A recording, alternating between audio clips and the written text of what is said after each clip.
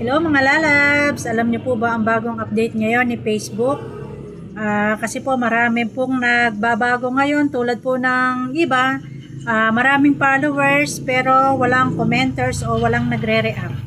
Ayan, ang basihan po ngayon ay hindi na po sa dami ng views, hindi sa dami ng followers kasi ang dami ng followers ay display lang po yan.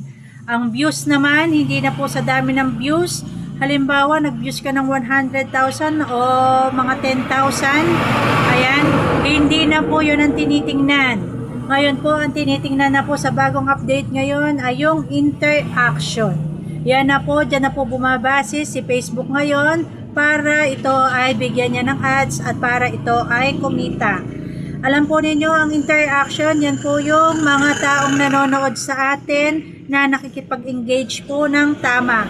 Yung tinatapos po yung ating mga video, yung nagre-react sila, at yung nagla-like, nag-share, or nagtitingin ng mga links na nakalagay doon, mga lalabs.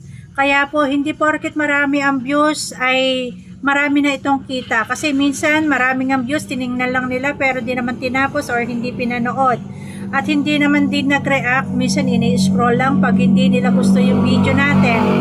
Kaya po, ang binabayaran ngayon ay sa dami po ng nag-react, sa dami ng nag-comment, ayan, yung mga nakikipag-engage, at yung tinatapos po ang mga video natin.